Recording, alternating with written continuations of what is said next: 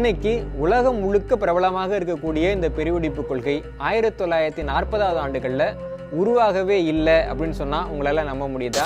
அறிவியல், வானியல் மாதிரியான துறைகள் பற்றி பொதுவாக நம்ம பேசுகிறப்போ ஐரோப்பிய நாட்டு அறிஞர்கள் என்ன கருத்தை சொல்லியிருக்காங்களோ அந்த கருத்துக்களை மட்டும்தான் நம்ம மேற்கோள் காட்டுறது அப்படிங்கிறது ஒரு வழக்கமாக இருக்குது. பெருவெடிப்பு கொள்கையை பற்றியெல்லாம் பேசுகிறதுக்கு தமிழக இலக்கியங்களுக்கு என்ன தகுதி இருக்குது அப்படின்னு நீங்கள் ஒரு கேள்வி கேட்டிங்கன்னா, மிக முக்கியமாக இன்னைக்கு அறிவியலின் தாயகமாகவும் அறிவியலின் தலைநகரமாகவும் கருதப்படக்கூடிய ஐரோப்பிய நாடுகள் தான் அந்த காலகட்டத்தில் மூட நம்பிக்கையினுடைய மிக முக்கியமான இடங்களாக இருந்திருக்கு. அதே நேரம் சங்க இலக்கியத்தில் தமிழர்களுடைய எண்ணம் என்னமாக இருந்தது அப்படின்னு நம்ம பார்க்குறப்போ 2000 ஆண்டுகளுக்கு முன்பே தமிழகத்தில் வானியல் தொடர்பான அறிவியல் இருந்திருக்கு.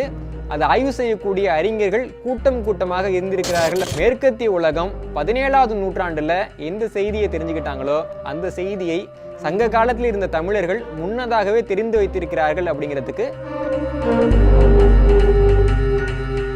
நாம் வாழ்கிற இந்த உலகம் சூரிய குடும்பத்தோட ஒரு பகுதி. சூரிய குடும்பம் அப்படிங்கிறது பால் வீதியோட ஒரு பகுதி. பால் வீதி அப்படிங்கிறது பறந்து விரிஞ்ச இந்த அண்டத்தில் ஒரு பகுதி. ஒரு கடல் கரையில் இருக்கக்கூடிய மணல்களில் ஒன்று எப்படி மிகச்சிறியதோ அது மாதிரி தான் இந்த அண்டத்தில் இருக்கக்கூடிய பூமியும். பூமி அண்டத்தோடு ஒப்பிடுறப்போ ரொம்ப ரொம்ப சின்னது. அந்த பூமியில் இருக்கக்கூடிய மனிதர்கள்லாம் மைக்ரோஸ்கோப்பில் பார்க்கக்கூடிய வைரஸ் பாக்டீரியாவோட சின்னவங்க. இந்த ஒட்டுமொத்த பிரபஞ்சத்தோட அளவை நம்ம ஒப்பிட்டு பார்க்குறப்போ இந்த பிரபஞ்சமும் இந்த பூமியும் இந்த உயிரினங்களும் எப்படி தோன்றுச்சு அப்படின்னு இன்னைக்கு யாராவது கேட்டால் அதற்கு பதிலாக அறிவியலாளர்கள் சொல்லக்கூடியது தான் பிக் பேங் தியரி அப்படிங்கிற பெருவெடிப்பு கொள்கை. இன்னைக்கு உலகம் முழுக்க பிரபலமாக இருக்கக்கூடிய இந்த பெருவெடிப்பு கொள்கை 1940வது ஆண்டுகளில் உருவாகவே இல்லை அப்படின்னு சொன்னால் உங்களால் நம்ப முடியுதா? இந்த தியரியை எந்த ஒரு தனிப்பட்ட நபருமே உருவாக்கலை. இது தானாகவே உருவான ஒரு தியரி அப்படின்னு சொன்னால் உங்களால் நம்ப முடியுதா? பிக் பேங் தியரினா என்ன? பிக் பேங் தியரிக்கு முன்னாடி இருந்த காலகட்டம் என்ன? இந்த பிக் பேங் தியரி எப்படி உருவானது? இந்த தியரிக்கும் தமிழர்களுடைய மரபுக்கும் அறிவுக்கும் இருக்கக்கூடிய தொடர்பு என்ன? வாங்க விரிவாக பார்க்கலாம். கிரேக்க புராணங்கள், எகிப்திய இதிகாசங்கள், பைபிள் கதைகள், இப்படி அனைத்து மதங்களை சார்ந்த நூல்கள்லேயுமே பூமி இப்படி தான் உருவாச்சு அப்படின்னு ஒரு கதை இருக்கும். பெரும்பாலான அந்த கதைகளில் கடவுள் தான் பூமியை படைச்சாரு அப்படின்ற செய்தி தான் காணப்படும். உலகத்தின் பெரும்பாலான மதங்களும் மக்களும் கடவுள் தான் உலகத்தை படைச்சார் அப்படின்னு தான் 2000 ஆண்டுகளுக்கு முன்னாடி நம்பிக்கிட்டு இருந்தாங்க. மிக முக்கியமாக இன்னைக்கு அறிவியலின் தாயகமாகவும் அறிவியலின் தலைநகரமாகவும் கருதப்படக்கூடிய ஐரோப்பிய நாடுகள் தான் அந்த காலகட்டத்தில் மூட நம்பிக்கையினுடைய மிக முக்கியமான இடங்களாக இருந்திருக்கு. இன்றைக்கி நம்ம பார்க்கக்கூடிய தமிழகம் என்பது 2000 ஆண்டுகளுக்கு முன்பு அறிவியலில் மிகவும் முக்கியமான வளர்ச்சி அடைந்த பகுதியாகவும் இருந்திருக்கு. வானியல் பற்றின ஓரளவுக்கு தெளிவான பார்வையே கிபி 17ஆம் நூற்றாண்டுக்கு பிறகு தான் ஐரோப்பிய நாடுகளில் ஏற்பட்டிருக்கு. ஆனால் அதே சமயம் சங்க காலம் அப்படின்னு சொல்லப்படக்கூடிய 2000 ஆண்டுகளுக்கு முற்பட்ட காலத்திலேயே தமிழக மக்கள் வானியல் துறையில் மிகவும் முன்னோடிகளாக இருந்திருக்கிறாங்க. அதற்கான பல சான்றுகள் சங்க இலக்கியங்களில் காணப்படுது. அறிவியல், வானியல் மாதிரியான துறைகள் பற்றி பொதுவாக நம்ம பேசுகிறப்போ ஐரோப்பிய நாட்டு அறிஞர்கள் என்ன கருத்தை சொல்லியிருக்காங்களோ அந்த கருத்துக்களை மட்டும்தான் நம்ம மேற்கோள் காட்டுறது அப்படிங்கிறது ஒரு வழக்கமாக இருக்குது. தமிழர்கள் இந்த வழக்கத்தை பின்பற்றுறது அப்படிங்கிறது தமிழகத்தினுடைய தனிப்பட்ட வரலாறை இருட்டடைப்பு செஞ்சிடும் அப்படின்னு நான் நம்புகிறேன். அதன் காரணமாக பெருவெடிப்பு கொள்கையை பற்றின இந்த காணொலியில் பெருவெடிப்பு கொள்கையை பற்றி தமிழர்களுடைய இலக்கியங்கள் என்ன சொல்லியிருக்கு அப்படிங்கிறதை நம்ம பார்க்க போகிறோம். இதை நான் சொல்கிறப்ப சில பேருக்கு ஆச்சரியமாக இருக்கலாம். ஏன்னா தமிழர்களுடைய சங்க இலக்கியங்கள்ங்கிறது ரொம்ப பழசு, அறிவியல் பூர்வமானதான் எங்களுக்கு தெரியலை. அப்படி இருக்கிறப்போ பெருவெடிப்பு கொள்கையை பற்றியெல்லாம் பேசுகிறதுக்கு தமிழக இலக்கியங்களுக்கு என்ன தகுதி இருக்குது அப்படின்னு நீங்கள் ஒரு கேள்வி கேட்டிங்கன்னா, 2000 ஆண்டுகளுக்கு முன்பு உலகத்தில் இருந்த எந்த ஒரு இலக்கியத்தை விடவும் அதிகமாக அறிவியலை, மிக குறிப்பாக வானியலை பேசின இலக்கியங்கள் அப்படின்னு தமிழர்களின் சங்க இலக்கியங்கள் நம்ம சொல்லலாம். சங்க இலக்கியங்கள் அப்படின்னாலே ஏதோ கதைகள், புனைவுகள், இலக்கியங்கள், நயமானது அப்படின்னு தான் நிறைய மக்கள் நினைக்கிறாங்க.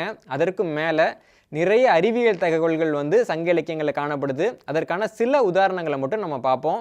சங்க இலக்கியங்களில் ஒன்றான புறநானூற்றில் இருக்கக்கூடிய 30வது பாடலில் உறையூர் முதுக்கண்ணன் அப்படிங்கிற புலவர் என்ன எழுதியிருக்காரு அப்படின்னா, செஞ்ஞாயிறு செலவும் அஞ்ஞாயிறு பறிப்பும் பறிப்பு சூழ்ந்த மண்டிலமும் வழி திரி தரு திசையும் வரிது நிலைய காயமும் என்று இவை சென்று அளந்து அறிந்தார் போல என்றும் இணைத்து என்போரும் உளரே அப்படின்னு எழுதுறார்.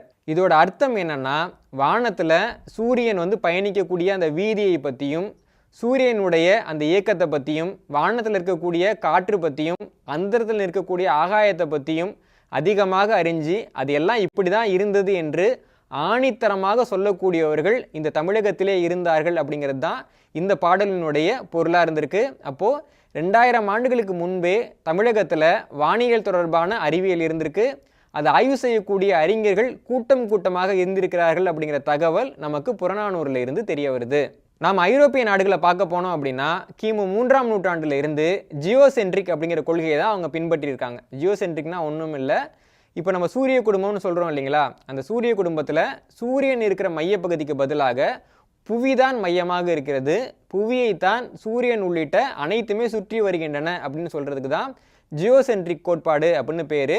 கலீலியோ அவர்கள் 17ஆம் நூற்றாண்டில் இந்த ஜியோசென்ட்ரிக் தியரி தவறானது அப்படின்னு சொல்லி அதற்கு பதிலாக சூரிய மைய கொள்கை, அதாவது ஹீலியோசென்ட்ரிக் கொள்கை அப்படிங்கிறத அறிவித்தார். அப்போ அவர் அதற்காக நிறைய எதிர்வினைகளை சந்தித்தார். அதன் காரணமாக அவர் மன்னிப்பு கேட்கக்கூடிய ஒரு நிலைமைக்கும் தள்ளப்பட்டார். ஆக மொத்தம் கிமு 3ஆம் நூற்றாண்டில் இருந்து கிபி 17ஆவது நூற்றாண்டு வரைக்கும் மேற்கத்திய உலகம் என்ன சொல்லிக்கிட்டு இருந்தாங்க அப்படின்னா, அனைத்து கோள்களுமே பூமியை தான் சுற்றி கொண்டிருக்கின்றனன்னு சொல்லிக்கிட்டு இருந்தாங்க. அதே நேரம் சங்க இலக்கியத்தில் தமிழர்களுடைய எண்ணம் என்னமாக இருந்தது அப்படின்னு நம்ம பார்க்குறப்போ, பட்டினப்பாலை அப்படிங்கிற நூலில் கடியலூர் உருத்திரங்கண்ணனார் அப்படிங்கிற புலவர் 67வது மற்றும் 68வது வரிகளில் சொல்லியிருக்கக்கூடிய செய்தி மிக முக்கியமான செய்தி. அந்த செய்தி என்ன அப்படின்னு பார்க்க போனால், ஒரு குறிப்பிட்ட வீரனை பிற வீரர்கள்லாம் சூழ்ந்து தாக்குறாங்க. அந்த காட்சி எப்படி இருக்குன்னா, சூரியனை பிற கோள்கள் எல்லாம் சுத்துவதை போல இருக்கிறது அப்படின்னு அந்த புலவர் எழுதுறாரு. ஆக மொத்தம் மேற்கத்திய உலகம் 17ஆவது நூற்றாண்டில் எந்த செய்தியை தெரிஞ்சுக்கிட்டாங்களோ அந்த செய்தியை சங்க காலத்தில் இருந்த தமிழர்கள் முன்னதாகவே தெரிந்து வைத்திருக்கிறார்கள் அப்படிங்கிறதுக்கு இந்த வரிகள் ஆதாரமாக இருக்குது. அது தவிர அன்னைக்கு இருந்த பெரும்பாலான மேற்கத்திய நாடுகள் பூமிங்கிறது தட்டையானது அப்படின்னு நினச்சாங்க. இந்த பூமியினுடைய ஒரு பகுதிக்கு மேலே நம்ம செல்லும் பொழுது பூமியிலேருந்து நம்ம கீழே விழுந்துருவோம் அப்படின்னு நம்பினாங்க. பூமிங்கிறது உருண்டையாக இருக்குதுன்றதை அவங்க ஏற்றுக்கல, பூமி சுற்றுதுங்கிறதையும் அவங்க ஏற்றுக்கல. அந்த சூழ்நிலையில் திருக்குறளில் ஒரு இடத்துல திருவள்ளுவர் என்ன சொல்கிறார் அப்படின்னா, சுழன்றும் ஏற்பின்னது உலகம் அப்படிங்கிறாரு. இதற்கு அர்த்தம் என்னென்னா, பூமி எவ்வளவு வேகமாக சுழன்றாலும் அது உழவனுடைய ஏற்கலப்பைக்கு பின்னாடி தான் இருக்குது அப்படிங்கிறது. ஆக பூமிங்கிறது சுழன்று கொண்டிருந்தது அப்படிங்கிற தகவல் 2000 ஆண்டுகளுக்கு முன்பே தமிழனுக்கு தெரிந்திருந்ததுங்கிறதுக்கு திருக்குறளும் ஒரு ஆதாரமாக இருக்குது. பல சங்க இலக்கியங்களில் வானவியல் தொடர்பான செய்திகளை உவமைகளாக பயன்படுத்தியிருக்கிறாங்க. பொதுவாக உவமை அப்படிங்கிறது என்னென்னா, ஒரு கடினமான ஒரு விஷயத்தை விளக்கணும் அப்படிங்கிற சூழ்நிலை வர்றப்போ ரொம்ப எளிமையான மக்களுக்கு ஏற்கனவே அறிமுகமான ஒரு விஷயத்தை சொல்லி அதை ஒப்புமைப்படுத்தி விளக்குறது தான் உவமை அப்படின்னு நம்ம புரிஞ்சுக்கலாம். அப்படி பார்க்குறப்போ வானவியல் பற்றி ஏற்கனவே தமிழக மக்களுக்கு நன்றாக தெரிந்திருந்தது. அதன் காரணமாகத்தான் தமிழ் இலக்கியங்களில் வானவியல் பற்றின செய்திகள் உவமைகளாக பயன்படுத்தப்பட்டிருக்கு அப்படிங்கிற விஷயத்தை நம்ம புரிஞ்சிக்க முடியும். இதற்கு பல உதாரணங்கள் நம்ம சொல்ல முடியும். இன்னைக்கு இந்த அறிவியல் யுகத்தில் கூட நம்மில் பெரும்பாலானவர்கள் என்ன நினச்சிக்கிறோம் அப்படின்னா, பகல் நேரத்தில் நட்சத்திரங்கள் வானத்தில் இருக்காது, சூரியன் மட்டும்தான் இருக்கும் அப்படின்னு நினச்சிக்கிறோம். ஆனால் அது பொய்யானது. பகலிலும் நட்சத்திரங்கள் வானத்தில் தான் இருக்குது. ஆனால் சூரியனுடைய ஒளி அதிகமாக இருக்கிறதுனால பகல் நேரத்தில் நம்மளால் நட்சத்திரங்களை பார்க்க முடியறதில்ல. இதே மாதிரி பௌர்ணமியின் போது நிலாவுக்கு அருகில் இருக்கக்கூடிய சில நட்சத்திரங்களும் மறைஞ்சு போகிறதும் உண்டு. ஆக மொத்தம் பகலில் நட்சத்திரங்கள் இருக்குது, சூரிய ஒளியால் அது நம்ம கண்ணுக்கு தெரியலை அப்படிங்கிறது தான் உண்மை. இந்த உண்மையை இந்த 21வது நூற்றாண்டில் சொன்னால் கூட நமக்கு கொஞ்சம் ஆச்சரியமாக இருக்கும். ஆனால் சங்க இலக்கியத்தில் இந்த உண்மை ஒரு உவமையாக பயன்படுத்தப்பட்டிருக்கு. சங்க இலக்கியங்கள் அப்படிங்கிறது வானியல் தொடர்பான அறிவியல் நூல்கள் கிடையாது. அப்படி இருந்தும் கூட அதில் ஏன் வானியல் தொடர்பான செய்திகள்லாம் காணப்படுது அப்படின்னா, சங்க இலக்கியங்களை எழுதின புலவர்கள் அவர்களுக்கு உவமைகள் தேவைப்படும் அப்படின்ற இடங்களில் மட்டும் இந்த வானிலை செய்திகளை பயன்படுத்தியிருக்கிறாங்க. அப்போது சங்க இலக்கியங்களை எழுதின புலவர்கள் வானியல் தொடர்பான செய்திகளை உவமைகளாக பயன்படுத்தியிருக்காங்க அப்படின்னா, அன்றைக்கு சமகாலத்தில் வாழ்ந்த தமிழக மக்களுக்கு வானியல் தொடர்பான நல்ல அறிவு இருந்தது, அனைவருக்குமே வானியல் தெரிந்திருந்தது அப்படிங்கிறது தான் இதற்கு பின்னாடி இருக்கக்கூடிய உண்மையாக இருக்குது. இப்போ கணிதம் அப்படின்னு ஒரு துறை இருக்குது அப்படின்னா, கணக்கிடுதல் அப்படிங்கிற ஒரு பணிக்கு அது பயன்படுது. அதே மாதிரி இயற்பியல் அப்படின்னு ஒரு துறை இருக்குன்னா, கருவிகளை உருவாக்குறது அப்படிங்கிற ஒரு பணிக்கு அது சமகாலத்தில் பயன்படுது. சங்க காலத்திலேயே தமிழர்களுக்கு வானியல் பற்றியும் நட்சத்திர கூட்டங்கள் பற்றியும் நல்ல அறிவு இருந்திருக்கு அப்படின்னா, அந்த அறிவை அவங்க எதுக்காக பயன்படுத்தினாங்க அப்படிங்கிறது மிகப்பெரிய கேள்வி. அவங்க அறிவு மட்டும் வச்சுருந்தாங்களா, இல்லை அந்த அறிவை பயன்படுத்தினாங்களா அப்படிங்கிற கேள்விக்கு பின்னாடி அது நம்ம உண்மையாக பொய்யா அப்படின்னும் சரி பார்த்துக்க முடியும். சங்ககால தமிழர்கள் அவங்களுடைய வானிலை அறிவை மிக அதிகமாக பயன்படுத்தின இடம் அப்படிங்கிறது கடல் பயணங்கள் தான். இப்போ கடல் பயணம் பண்ணுறவங்களுக்கான நிறைய கருவிகள் வந்துட்டு திசை காட்டும் கருவிகள் இருக்குது, தொலை தொடர்பு கருவிகள் இருக்குது, அது இல்லாமல் கலங்கரை விளக்கங்கள்லாம் கூட இருக்குது. சங்க காலத்தில் ஒரு நபர் கடல் பயணத்தை மேற்கொள்கிறாரு அப்படின்னா நடுக்கடலில் அவருக்கு திடீர்னு திசைகளில் குழப்பம் ஏற்பட்டதுன்னா அவரால் எந்த திசையுமே தீர்மானிக்க முடியாது. நடுக்கடலில் இருக்கக்கூடிய ஒரு நபருக்கு எந்த ஒரு வழிகாட்டுதலுமே கிடைக்காது. அந்த சூழ்நிலையில் அந்த நபருக்கான வழிகாட்டுதல் எதுவுமே பூமியிலேருந்து கிடைக்காது, ஆனால் வானத்திலேருந்து கிடைக்கும். அப்போ என்ன பண்ணாங்க அப்படின்னா நடுக்கடலில் இருக்கக்கூடிய மாலுமிகள் கப்பலில் படுத்துக்கிட்டு மேலே வானத்தை பார்த்து வானத்தில் இருக்கக்கூடிய நட்சத்திரங்களை அடிப்படையாக வச்சு அவங்க கடல் மேலே போகக்கூடிய பாதையை தீர்மானித்தாங்க. உதாரணமாக இந்த நட்சத்திரம் இங்கே இருக்குது, இந்த நட்சத்திரம் இங்கே இருக்குது, இந்த 2 நட்சத்திரத்துக்கும் நடுவில் இருக்கக்கூடிய பாதையில் போனால் நம்ம கிரேக்கத்துக்கு போயிடலாம், சீனத்துக்கு போயிடலாம், ரோமுக்கு போயிடலாம் அப்படின்னு அவங்க ஒரு கணக்கின் அடிப்படையில் தான் அன்றைக்கி கடல் பயணங்களை மேற்கொண்டிருக்காங்க. தமிழர்களுடைய கடல் பயணம் பற்றி சொல்லக்கூடிய நிறைய பேர் என்ன சொல்கிறாங்கன்னா ஆமைகளை பயன்படுத்தி அதன் மூலமாக கடல் நீரோட்டங்களை கண்டுபிடிச்சி தமிழர்கள் நெடுந்தூரங்களுக்கு பயணம் பண்ணாங்க அப்படின்னு சொல்கிறாங்க. அது உண்மைதான். ஆனால் அதில் ஒரு சிக்கல் இருக்குது. இந்த நீரோட்டங்கள்ங்கிறது கடலில் எல்லா இடத்துலையுமே இருக்காது. நீரோட்டம்ங்கிறது ஒரு ரயில்வே பாதை மாதிரி ஒரு குறிப்பிட்ட இடங்களுக்கு மட்டும்தான் அந்த நீரோட்டங்கள் இருக்கும். அந்த நீரோட்டங்களை மட்டுமே நம்பியும் ஒரு நபர் பயணம் பண்ணிட முடியாது. ஏன்னா ஏதாவது காரணங்களால் அந்த நீரோட்டத்தை விட்டு ஒரு கப்பல் விலகுச்சு அப்படின்னா அந்த கப்பல் நடுக்கடலில் திசை தெரியாமல் மாட்டிக்கக்கூடிய ஒரு அபாயம் இருக்குது. இந்த அபாயத்திலேருந்து தப்பிக்கிறதுக்கு தான் தமிழர்கள் தங்களுடைய வானியல் அறிவை பயன்படுத்தினாங்க. இப்போது ஒரு குறிப்பிட்ட நட்சத்திரத்தை மட்டும் அதனுடைய இடத்த வச்சு நம்மளால் அது என்ன பெயர் அப்படின்லாம் தீர்மானிக்க முடியாது. ஏன்னா நட்சத்திரம் எல்லாமே மேம்போக்காக பார்க்குறப்ப ஒரே மாதிரியாக தான் இருக்கும். அப்போது ஒரு நட்சத்திரத்தை கண்டுபிடிக்கணும் அப்படின்னா ஒரு நட்சத்திர கூட்டத்தை கண்டுபிடிச்சி அந்த கூட்டத்தில் அந்த நட்சத்திரம் எங்கே இருக்குங்கிறத வச்சு தான் அதை நம்ம கண்டுபிடிக்க முடியும். இதுக்கு ஒரு உதாரணம் சொல்லணும் அப்படின்னா ஓரையன் கூட்டம் அப்படின்னு சொல்லப்படக்கூடிய வேட்டைக்காரன் கூட்டம் ஒன்று வானத்தில் இருக்குது. இதுக்கு ஏன் வேட்டைக்காரன் கூட்டம்னு பேர் வந்ததுன்னா ஒரு வேட்டைக்காரன் நின்றுக்கிட்டு இடது கையால் வில்லை பிடிச்சிட்டு வலது கையை தூக்கி தோளிலிருந்து அம்பு எடுக்கிற மாதிரியான ஒரு தோற்றத்தில் தான் இந்த ஓரையன்கிற அந்த கூட்டம் இருக்கும். இந்த நட்சத்திர கூட்டத்தை நம்ம பார்த்து அது வேட்டைக்காரனுடைய உருவத்தை நம்ம மனசுக்குள்ளே ஏற்படுத்திக்கிட்ட பின்னாடி அந்த வேட்டைக்காரனுடைய வலது கை மூட்டு பகுதியில் இருக்கக்கூடிய நட்சத்திரத்துக்கு தான் திருவாதிரை நட்சத்திரம் அப்படின்னு பேர். அந்த வேட்டைக்காரனுடைய இடுப்பு பகுதியில் 3 நட்சத்திரங்கள் இருக்கும். அதில் நடுவில் இருக்கக்கூடிய நட்சத்திரத்துக்கு தான் சுவாதி அப்படின்னு பேர். அப்போது அந்த விண்மீன் கூட்டத்தை கண்டுபிடிச்சி அதில் இருக்கக்கூடிய சுவாதி எது திருவாதிரை எது அப்படின்னு பார்த்ததுக்கு பின்னாடி இந்த 2 நட்சத்திரங்களை வச்சு தான் ஒரு மாலுமி அவருடைய பயணம் பண்ணக்கூடிய திசை என்ன அப்படிங்கிற தீர்மானித்தார். அப்படியாக தீர்மானிக்கக்கூடிய மாலுமிக்கு தமிழகத்தில் திசை வளவன் அப்படின்னு பெயர் இருந்தது. ஒரு மாலுமி நெடுந்தூரத்துக்கு பயணம் பண்ணணும் அப்படின்னா அவருக்கு கடலை பற்றி எவ்வளவு தெரியணுமோ அதே அளவுக்கு வானத்தை பற்றியும் தெரிஞ்சிருக்கணும். ஒரு உதாரணம் சொல்லணும் அப்படின்னா ஒரு நபர் ஒரு கப்பலில் இந்தியாவில் இருந்து கிரேக்கத்துக்கு போகிறாரு அப்படின்னா அவருக்கு மொத்தம் 56 நட்சத்திர கூட்டங்களை பற்றி தெரிஞ்சிருந்தால் மட்டும்தான் அந்த பயணம் சாத்தியப்படும் அப்படின்னு எழுத்தாளர் பிரபாகரன் அவருடைய புகார் நகரத்து பெருவணிகன் அப்படிங்கிற புத்தகத்தில் ஆய்வுபூர்வமாக எழுதியிருக்கிறாரு. ஆனால் 2000 ஆண்டுகளுக்கு பிறகு இன்னைக்கு தமிழர்கள் தங்களுடைய வானியல் தொடர்பான பெரும்பாலான அறிவை தொலைச்சிட்டாங்க. 2000 ஆண்டுகளுக்கு முன்பு நம்ம என்ன கருவிகளை பயன்படுத்தினோம், இந்த வானியல் உண்மைகள்லாம் நம்ம எப்படி கண்டுபிடிச்சோம் அப்படிங்கிற எந்த தரவுகளுமே இன்றைக்கி நம்ம கிட்டக்க இல்லை.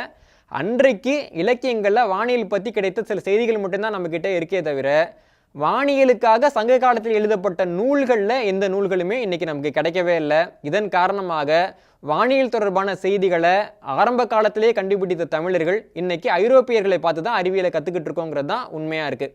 இப்போது நம்ம சமகாலத்தில் புரிஞ்சு கொள்ளக்கூடிய இந்த பிக் பேங் தியரி அப்படிங்கிற பெருவெடிப்பு கொள்கையினுடைய வரலாறு நம்ம பார்க்க போனோம்னா அது முழுக்க முழுக்க ஐரோப்பிய நாடுகளை சார்ந்த ஒரு வரலாறாக தான் இருக்குது. ஆனால் அதே சமயம் பெருவெடிப்பு கொள்கை தொடர்பான மிக முக்கியமான செய்திகள் தமிழர்களுடைய சங்க இலக்கியங்களையும் காணப்படுது. சங்க இலக்கியங்கள் பெருவெடிப்பு கொள்கையை பற்றி என்ன சொல்கின்றன, பெருவெடிப்பு கொள்கைனா என்ன, அதையெல்லாம் தொடர்ந்து பார்ப்போம். இன்றைக்கி நாம் படிக்கிற பெரும்பாலான வானியல் நூல்கள் ஐரோப்பிய வரலாற்றை அடிப்படையாக கொண்டது தான். அதாவது ஐரோப்பியர்கள் ஏதாவது ஒன்று கண்டுபிடிச்சிட்டாங்கன்னு எழுதுவாங்க. ஐரோப்பியர்கள் விஷயத்தை கண்டுபிடிக்கலன்னா அது கண்டுபிடிக்கப்படவே இல்லைன்னு எழுதுவாங்க. அப்படிப்பட்ட நூல்கள் தான் இன்றைக்கி வானியலில் இருக்குது. அந்த நூல்களை அடிப்படையாக வச்சு இன்றைக்கி பெருவெடிப்பு அப்படின்னு சொல்லப்படக்கூடிய கொள்கை எப்படி உருவானது அப்படின்னு நம்ம பார்க்க போகிறோம். ஐரோப்பியர்கள் அப்படின்னு சொன்னாலே அவங்க ரொம்ப அறிவியல் பூர்வமாக சிந்திக்கக்கூடியவங்க, ரொம்ப பரந்த மனப்பான்மை இருக்கக்கூடியவங்க, ஆய்வு மனப்பான்மை இருக்கக்கூடியவங்க அப்படின்னு தான் இந்தியர்கள் இன்றைக்கி வரைக்கும் நினச்சிக்கிட்டு இருக்கோம். ஆனால் அது உண்மை கிடையாது. 17ஆம் நூற்றாண்டுலாம் பார்க்க போனீங்க அப்படின்னா ரொம்ப அடிப்படைவாதம் கொண்டவர்களாக ஐரோப்பியர்கள் தான் இருந்துக்கிட்டு இருந்தாங்க. அதற்கான நிறைய கதைகளும் கேலிகளும் வரலாற்றில் இறஞ்சி கிடக்குது. உலகத்தின் மிகச்சிறந்த விஞ்ஞானிகளில் ஒருவரான ஸ்டீஃபன் ஹாக்கிங்ஸ் தன்னுடைய புத்தகம் ஒன்றில் ஐரோப்பியர்களுடைய விண்வெளி தொடர்பான மனநிலையை பற்றி சொல்கிற ஒரு இடத்துல சொல்லுவார், ரசல் அப்படிங்கிற ஒரு விஞ்ஞானி வந்து ஒரு கூட்டத்தில் வானியல் விதிகள் பற்றி விளக்கிக்கிட்டு இருக்காரு. அதே கூட்டத்தில் ஒரு வயது முதிர்ந்த ஐரோப்பிய மூதாட்டி ஒருத்தவங்க வந்து உட்காந்துருக்காங்க. அவர் வந்து இந்த ரசலினுடைய பேச்செல்லாம் முழுமையாக முடிந்த பின்னாடி, தம்பி நீங்கள் சொல்கிறது எல்லாமே முழுக்க முழுக்க போய் நீங்கள் சொல்கிற மாதிரி உலகம் சுற்றுது, சூரியன் சுற்றுது, ஒன்றை சுற்றுதுங்கிறதெல்லாம் என்னால் ஏற்றுக்க முடியாது. என்னுடைய மதம் என்ன சொல்லுதுன்னா, இந்த உலகம் ஒரு ஆமையினுடைய முதுகில் இருக்குது அப்படின்னு சொல்லுது, அதை தான் நான் நம்புகிறேன் அப்படின்னு அவங்க சொல்கிறாங்க. உடனே அந்த அறிவியலாளர் ரசல் வந்து அந்த பாட்டிக்கிட்ட கேட்குறாங்க, நீங்கள் சொல்கிற மாதிரி ஒரு ஆமையோட முதுகில் தான் இந்த உலகம் இருக்குது அப்படின்னு நான் வச்சுக்கிறேன்னா, அந்த ஆமை எதன் மேலே இருக்குது அப்படின்னு ஒரு கேள்வி கேட்குறாரு. உடனே அந்த பாட்டி, அந்த ஆமை இன்னொரு ஆமை மேலே இருக்குது, அந்த ஆமை இன்னொரு ஆமை மேலே இருக்குது, அந்த ஆமை இன்னொரு ஆமை மேலே இருக்குது, கடைசி வரைக்கும் வெறும் ஆமையாகவே இருக்குது அப்படின்னு சொன்னாங்க அப்படின்னு இந்த கதையை ஸ்டீஃபன் ஹாக்கிங்ஸ் தன்னுடைய புத்தகத்தில் எழுதுறாரு. எழுதிட்டு ஸ்டீஃபன் ஹாக்கிங்ஸ் இன்னொரு கேள்வியை நம்மளை நோக்கி வைக்கிறாரு. அந்த பாட்டியை பற்றி படிக்கிறப்போ உங்களுக்கு அவங்க மேலே ரொம்ப கேலியாக இருக்கலாம், ஆனால் உண்மையில் அந்த பாட்டிக்கு இந்த பிரபஞ்சத்தை பற்றி என்ன தெரிஞ்சிருக்கோ அதை விட அதிகமாக உண்மையிலே உங்களுக்கு தெரிஞ்சிருக்கா அப்படிங்கிற கேள்வியை ஸ்டீஃபன் ஹாக்கிங்ஸ் நம்ம கிட்ட வைக்கிறாரு. இதற்கு உண்மையான பதில் என்னன்னா, நாம் வாழக்கூடிய இந்த பிரபஞ்சத்தை பற்றி நமக்கு அதிகமாக தெரியாது அப்படிங்கிறது தான். ஒரு இந்தியருக்கு கிரிக்கெட்டை பற்றி எந்த அளவுக்கு தெரியுமோ அதில் 50ல் 1 பங்கு கூட வான அறிவியலை பற்றி அவருக்கு தெரியாது அப்படிங்கிறது தான் இன்னைக்கு நடைமுறை உண்மையாக இருக்குது. பெருவெடிப்பு கொள்கைன்னா இந்த பிரபஞ்சமும் உலகமும் ஒரு பெரிய வெடிப்புலேருந்து தோன்றியது தான் அப்படின்னு சொல்லக்கூடியது தான் பெருவெடிப்பு கொள்கை அப்படின்னு நம்மள பெரும்பாலானவர்களுக்கு தெரியும். ஆனால் பெருவெடிப்பு கொள்கை சம்பந்தமாக ஏதாவது ஒரு கேள்வி கேட்டாங்கன்னா அந்த கேள்விக்கு பதில் சொல்லக்கூடிய அளவுக்கு நமக்கு பெருவெடிப்பு கொள்கையை பற்றி தெரியாது. இன்னும் சொல்லப்போனால் பெருவெடிப்புங்கிற அந்த கொள்கையை முதல்ல சொன்னது யார் அப்படின்னு கேட்டால் நம்ம யாருக்குமே தெரியாது. அதே மாதிரி பெருவெடிப்பு கொள்கைங்கிறது அனைத்துமே ஒரு வெடிப்புலேருந்து வந்தது தான் அப்படின்னு சொல்லுது இல்லையா, அந்த வெடிப்பின் போது சத்தம் வந்ததா இல்லையா அப்படின்னு ஒரு கேள்வி முன்வைக்கப்பட்டால் அதற்கும் நம்மில் பெரும்பாலானவர்களுக்கு விடை தெரியாது. பெருவெடிப்பு கொள்கை அப்படிங்கிறது ஒரு தனி கொள்கையெல்லாம் கிடையாது. பல்வேறு அறிவியல் ஆய்வுகளினுடைய முடிவுகளினுடைய இணைப்பு தான் வந்து பெருவெடிப்பு கொள்கை அப்படின்னு சொல்லப்படுது. இந்த கொள்கையை எந்த ஒரு தனிநபரும் முன்வைக்கவே இல்லை. இருந்தாலும் காலத்தால் தானே உருவாகி இன்னைக்கு உலகத்தின் மிக பிரபலமான கொள்கையாக பெருவெடிப்பு கொள்கை இருக்குது. பெருவெடிப்பு கொள்கை அப்படிங்கிற இந்த ஒரு கொள்கையோட வரலாறு வந்து உலக அறிவியல் வரலாறுல ஒரு மிகப்பெரிய பங்கு அப்படின்னு நம்ம சொல்லலாம். பெருவெடிப்பு கொள்கை தொடர்பான முதல் செய்தியை சொன்னவர் யார் அப்படின்னு பார்க்க போனால் நம்ம அனைவருக்குமே நன்றாக தெரிந்த சர் ஐசக் நியூட்டன். இந்த உலகத்தினுடைய மிகச்சிறந்த விஞ்ஞானிகளில் ஒருத்தவர் அப்படின்னு நம்ம ஐசக் நியூட்டனை சொல்லலாம். ஏன்னா அவர் கண்டுபிடிச்ச இந்த புவியீர்ப்பு விசை மட்டும் இல்லைன்னா நம்ம பயன்படுத்துகிற பால்பாயின் பேனாவையும் நம்மளால் உருவாக்கியிருக்க முடியாது. இந்தியாவிலேருந்து நிலாவுக்கு போன சந்திராயன் ராக்கெட்டையும் நம்மளால் உருவாக்கியிருக்க முடியாது. அந்த அளவுக்கு உலகத்தில் இருக்கக்கூடிய அனைத்து பொருட்களை பற்றியும் நம்ம ஓரளவுக்கு புரிஞ்சுக்கிறதுக்கான அனைத்து வாய்ப்பையும் உருவாக்கின ஒரு கொள்கையை வந்து ஐசக் நியூட்டனுடைய புவியீர்ப்பு கொள்கை. அப்படிப்பட்ட புவியீர்ப்பு கொள்கையை உருவாக்கின சார் ஐசக் நியூட்டன் 1678 ஆண்டில் mathematical principles for natural philosophy அப்படிங்கிற ஒரு புத்தகத்தை எழுதுறாரு. அந்த புத்தகத்தில் தான் அவர் அண்டத்தை பற்றி முதல் தடவை எழுதுறாரு. அவர் என்ன சொல்கிறாருன்னா, நாம் வாழக்கூடிய இந்த அண்டம்ங்கிறது ரொம்ப நிரந்தரமானது. புவிக்கு வெளியில் இருக்கக்கூடிய இந்த அண்டப்பகுதியை பார்த்திங்கன்னா அனைத்து திசைகள்லையும் இது சமமாக பரவி இருக்குது. அண்டம்ங்கிறது அழிவு இல்லாதது, மாற்றம் இல்லாதது அப்படிங்கிற கருதுகோளை சார் ஐசக் நியூட்டன் அவர்கள் முன்வைக்கிறாரு. இந்த கருதுகோளை ஐசக் நியூட்டனுக்கு பின் வந்த எந்த விஞ்ஞானியும் ஆய்வு செய்யவோ மறுக்கவோ இல்லை. ஐசக் நியூட்டன் ஒரு மிகப்பெரிய விஞ்ஞானி அப்படிங்கிற காரணத்தினாலையும் ஐசக் நியூட்டன் சொன்ன இந்த கருத்து மத கருத்துக்களுக்கு எந்த வகையிலையும் எதிரானதாக இல்லைங்கிற காரணத்துக்காகவும் ஒரு பக்கம் மதவாதிகளும் இன்னொரு பக்கம் அறிவியல்வாதிகளும் இந்த கருத்தையே உயர்த்தி பிடிக்க ஆரம்பித்தாங்க. உலக வரலாறில் ஐசக் நியூட்டனுக்கு அடுத்து மிக முக்கியமான அறிவியலாளராக கருதப்படக்கூடியவர் வந்து ஐன்ஸ்டீன். அந்த ஐன்ஸ்டீன் 1915 ஆண்டில் ஜென்ரல் ரிலேட்டிவிட்டி, அதாவது பொது சார்பியல் அப்படிங்கிற ஒரு கருத்தை வந்து ஒரு கட்டுரையாக வெளியிடுறாரு. அந்த கருத்தும் கட்டுரையும் 1917 ஆண்டிலேயே உலகம் முழுக்க பரவலாக ஏற்கப்படுது. அப்போது அவர் என்ன பண்ணுறாருன்னா ஃபீல்டு ஈக்குவேஷன், அதாவது புல சமன்பாடு அப்படிங்கிற ஒரு சமன்பாடை இந்த தியரியில் கொடுக்குறாரு. அந்த புல சமன்பாடு எப்படி இருக்குது அப்படின்னா, இந்த புல சமன்பாடு தான் அண்டம் நிலையாக இருக்குதா இல்லையா அப்படின்னு சொல்லக்கூடிய சமன்பாட்டாக இருக்குது. இந்த சமன்பாடில் என்ன ஒரு பிரச்சனை வருது அப்படின்னா, இந்த சமன்பாடு சமனாக இல்லை. அதாவது வலது பக்கம் கொடுத்த அந்த கணக்கும் இடது பக்கம் கொடுத்த அந்த கணக்கும் சமன் ஆகலை. அப்படி இந்த கணக்கு சமனடையலை அப்படின்னா அதற்கு ஒரே ஒரு அர்த்தம் தான் இருக்க முடியும். நாம் வாழக்கூடிய இந்த அண்டம் ஒன்று சுருங்கி கொண்டே இருக்கணும் அல்லது விரிஞ்சிக்கிட்டே இருக்கணும். இதுதான் புல சமன்பாட்டுக்கான சரியான தீர்வாக இருக்குது. சமன்பாட்டில் இருக்கக்கூடிய இந்த பிரச்சனையை தீர்க்கணும்னு ஐன்ஸ்டீன் என்ன பண்ணுறாரு அப்படின்னா, அதற்காக காஸ்மோலஜிக்கல் கான்ஸ்டன்ட் அப்படின்னு ஒரு கான்ஸ்டண்ட்டை பயன்படுத்துகிறாரு. கான்ஸ்டன்ட் அப்படின்னா மாறிலி அப்படின்னு நம்ம தமிழில் சொல்லலாம். இந்த மாறிலி என்ன பண்ணும் அப்படின்னா சமனடையாமல் இருக்கிற அந்த சமன்பாட்டை சமன் பண்ணுறதுக்கு உதவும். ஆனால் இந்த மாறிலிக்கு வந்து எந்த அர்த்தமே கிடையாது. இதற்கு ஒரு உதாரணம் பார்க்கணும் அப்படின்னா, ஒரு அக்கௌண்டன்ட் வந்து ஒரு கம்பெனியில் இருக்கிறாரு. கொஞ்சம் காசு அக்கௌண்ட்டில் குறையுது. அந்த காசை யார் வாங்கினாங்க, அந்த காசு எங்கே போச்சுன்னே அவருக்கு தெரியல. உடனே அவர் என்ன பண்ணுவார்னா, சஸ்பென்ஸ் அக்கௌண்ட்னு ஒரு அக்கௌண்ட் ஆரம்பிச்சு சஸ்பென்ஸ் அக்கௌண்ட்டில் அந்த காசெல்லாம் போயிட்டு அப்படின்னு போட்டு அந்த கணக்கை வந்து மூடிடுவார். இந்த சஸ்பென்ஸ் அக்கௌண்ட் அப்படிங்கிறது இப்படி ஒரு பிரச்சனை இருக்குதுங்கிறத மூடி மறைக்கிற வேலையை தவிர உண்மையிலேயே அந்த பணம் எங்கே போச்சு அப்படின்னு கண்டுபிடிக்கிறதுக்கான வேலை கிடையாது. அறிவியல் அறிஞர்கள் தேவையில்லாமல் இந்த மாதிரி மாறிலிகளை பயன்படுத்தக்கூடாது. இருந்தாலும் கூட இந்த அண்டம் நிலையானது அப்படின்னு நியூட்டனே சொல்லிட்டாரு அப்படின்ற நம்பிக்கையால தான் ஐன்ஸ்டீன் இந்த மாறிலியை அறிமுகப்படுத்தினார். ஐன்ஸ்டீன் உருவாக்கின இந்த ஃபீல்டு ஈக்குவேஷனை பல்வேறு அறிஞர்களும் எடுத்து பயன்படுத்துகிறாங்க. ஆனால் அவங்க யாருமே அண்டம் மாறிலியை ஏற்றுக்க தயாராக இல்லை. அப்படி அவர்கள் வந்து எடுத்து பயன்படுத்துகிறப்போ அவங்களுக்கு அண்டம் தொடர்பான பல புதிய செய்திகள் தெரிய வருது. இதன் காரணமாக பல்வேறு புதிய கண்டுபிடிப்புகளும் நிகழுது. உதாரணமாக சொல்லணும்னா 1922 ஆண்டில் ஃப்ரீட்மேன் அப்படிங்கிற ஒரு அறிவியலாளர் வந்து அண்டம் வந்து விரிவடைஞ்சிக்கிட்டே போகுது அப்படிங்கிற ஒரு கொள்கையை முன்வைக்கிறாரு. இதுக்கு வந்து எக்ஸ்பேண்டிங் யூனிவர்ஸ் அப்படின்னு பேர். இதற்கான ஒரு மாதிரியையும் அவர் முன்வைக்கிறாரு. ஆனால் இந்த ஆய்வை ஐன்ஸ்டீன் ஏற்றுக்கல. 1927 ஆண்டில் பெல்ஜியம் நாட்டில் ஒரு மிகப்பெரிய மாநாடு நடக்குது. அந்த மாநாட்டுக்கு ஐன்ஸ்டீன் போகிறாரு. மாநாட்டுக்கு போன ஐன்ஸ்டீனை அங்கே லெமாத்ரே அப்படிங்கிற ஒரு கத்தோலிக்க பாதிரியார் சந்திக்கிறார். அந்த பாதிரியார் என்ன சொல்கிறாருன்னா, நீங்கள் உருவாக்கின அந்த சார்பியல் கோட்பாடை பயன்படுத்தி நான் வந்து பல ஆய்வுகள் பண்ணேன். அந்த ஆய்வுகள் முடிவில் எனக்கு கிடைச்ச சமன்பாடு நாம் வாழக்கூடிய அந்த அண்டம்ங்கிறது ஒன்று விரிவடைஞ்சிக்கிட்டே போகணும் அல்லது சுருங்கிக்கிட்டே போகணுங்கிற விடையை தான் கொடுக்குது. அண்டம்ங்கிறது நிலையாக இருக்குதுங்கிற முடிவை அது கொடுக்கலை அப்படின்னு சொல்கிறாரு. அதை கேட்ட உடனேயே ஐன்ஸ்டீனுக்கு மிகப்பெரிய கோபம் வருது. அவர் கேட்குறாரு, நீங்கள் வந்து ஒரு பாதிரியாரா, நீங்கள் இப்படி சொல்கிறீங்களே அப்படின்னு. அதுக்கு வந்து அந்த பாதிரியார் சொல்கிறாரு, ஆமாம் நான் பாதிரியார் தான், இருந்தாலும் நான் வந்து ஒரு கணித ஆய்வாளனும் கூட அப்படின்னு பதில் சொல்கிறாரு. அதை கேட்குற ஐன்ஸ்டீன் சொல்கிறாரு, உங்களுக்கு வந்து கணிதம் நல்லா தெரிஞ்சிருக்கு, ஆனால் இயற்பியல் வந்து அதிகமாக தெரியலை, நீங்கள் தப்பாக தான் பண்ணியிருக்கீங்க அப்படின்னு சொல்கிறாரு. இப்படி பல்வேறு நபர்களும் சார்பியல் கோட்பாட்டை பயன்படுத்தி ஃபீல்டு ஈக்குவேஷனை பயன்படுத்தி நான் வாழக்கூடிய அண்டம் வந்து நிலையற்றது அப்படின்னு நிறுவ முயற்சி பண்ணாலும் ஐன்ஸ்டீன் வந்து தொடர்ச்சியாக இல்லை இதெல்லாம் தப்பு, அப்படி கணக்கு போடக்கூடாது, நான் வாழக்கூடிய அண்டம்ங்கிறது நிரந்தரமானது தான் அப்படின்னு சொல்லிட்டு இருந்தார். அதுக்கு மிக முக்கியமான காரணம் என்னென்னா, இந்த அண்டம் நிலையானது அப்படிங்கிற கருத்து ஏற்கனவே நியூட்டன் சொன்ன கருத்து. நியூட்டன் சொன்ன கருத்தை நம்ம மறுக்கிறதா அப்படிங்கிற தயக்கம் ஐன்ஸ்டீனுக்கு எப்பயுமே இருந்துகிட்டு இருந்தது. ஐன்ஸ்டீனை சந்தித்த பிறகு பாதிரியார் லெமாத்ரே தன்னுடைய முடிவை கைவிடலை. அதன் காரணமாக நாம் வாழக்கூடிய இந்த அண்டம்ங்கிறது உப்பிக்கிட்டே போகுது அப்படின்ற அடிப்படையில் உப்பல் கோட்பாடு அப்படிங்கிற ஒரு கோட்பாடை 1931 ஆண்டில் அவர் முன்வைக்கிறாரு. இப்போ அண்டம்ங்கிறது நிலையா இல்லை, அது ஒன்று சுருங்குது இல்லை விரிவடையுது அப்படிங்கிற முடிவு மட்டும்தான் ஐன்ஸ்டீன் உருவாக்கின ஃபீல்டு தியரி புல சமன்பாடுலேருந்து நமக்கு கிடைக்குது. ஆனால் பெரும்பாலான ஆய்வாளர்கள் வந்து இந்த பிரபஞ்சம்ங்கிறது விரிவடையுது அப்படிங்கிற முடிவுக்கு வந்திருக்காங்க. இப்படி பிரபஞ்சம் வந்து நிலையா இல்லைங்கிறத அவர் சொன்னாலும் பிரபஞ்சம் விரிவடையுதுங்கிற இந்த விஷயத்த யார் சொன்னாங்க அப்படின்னு பார்க்குறப்போ அதுக்கு நம்ம இன்னொரு ஆய்வை பற்றி தெரிஞ்சுக்க வேண்டிய அவசியம் இருக்குது. பிரபஞ்சம்ங்கிறது விரிவடைஞ்சிக்கிட்டே இருக்கா அல்லது சுருங்கிக்கிட்டே இருக்கா அப்படின்னு ஆய்வு பண்ணக்கூடிய அனைவருமே டாப்லரினுடைய விதிகளை தான் பயன்படுத்துகிறாங்க. கிறிஸ்டியன் டாப்லர் அப்படிங்கிற ஒரு ஆய்வாளர் 1842 ஆண்டில் இந்த விதிகளை கண்டுபிடிச்சார். இந்த விதிகளை நம்ம ஒரு உவமையின் மூலமாக ரொம்ப எளிமையாக புரிஞ்சுக்க முடியும். நம்ம எல்லாருமே சின்ன வயசில் வந்து ஐஸெல்லாம் சாப்பிட்ருப்போம். அப்போது அந்த ஐஸ் வண்டிக்காரர் வந்து நம்ம தெருவுக்கு உள்ளே வர்றப்பே நம்ம வந்து அம்மா கிட்ட சொல்ல ஆரம்பிச்சிடும், இங்கே பாருங்கள் ஐஸ் வண்டிக்காரர் வந்துட்டாங்க, எனக்கு காசு கொடுங்க அப்படின்னு.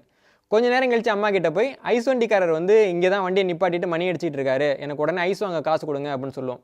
கொஞ்சம் நேரம் கழிச்சு நம்ம தெருவு விட்டு ஐஸ் வண்டிக்காரர் போயிட்டு இருக்காரு, எனக்கு உடனே காசு கொடு நான் போய் வாங்கணும் அப்படின்னு சொல்லுவோம். இதில் நம்ம கவனிக்க வேண்டிய விஷயம் என்னென்னா, அந்த ஐஸ் வண்டியை நம்ம கண்ணாலேயே பார்த்துருக்க மாட்டோம். ஆனால் அந்த ஐஸ் வண்டியில் இருக்கக்கூடிய மணியோட சத்தத்தை வச்சு ஐஸ் வண்டிக்காரர் எங்கள் தெருவுக்கு வந்துட்டாரு அப்படின்னு நம்மகிட்ட சொல்லுவோம், இங்கே தான் நிற்கிறாருன்னு சொல்லுவோம், அவர் போயிட்டாரு அப்படின்னும் நம்ம சொல்லுவோம். ஆக மொத்தம் சத்தம் இருக்கு இல்லையா, அந்த சத்தத்தின் மூலமாக ஒரு பொருள் வந்து நகருதா இல்லையான்னு நம்ம கண்டுபிடிக்க முடியும். எப்படி கண்டுபிடிக்க முடியுது அப்படின்னா, ஐஸ் வண்டிக்காரர் வர்றப்போ அடிக்கக்கூடிய மணி நம்மளை நோக்கி வந்துக்கிட்டே இருக்கிறப்போ அந்த சத்தம் வந்து தொடர்ச்சியாக அதிகரிச்சுக்கிட்டே போகும். அப்போ அதிகரிக்கிறப்போ ஒரு அலைக்கு பக்கத்துலேயே ரெண்டாவது அலை, ஒரு அலைக்கு பக்கத்துலேயே ரெண்டாவது அலை அப்படின்னு அந்த அலைகள் வந்து கிட்டக்க வரும்.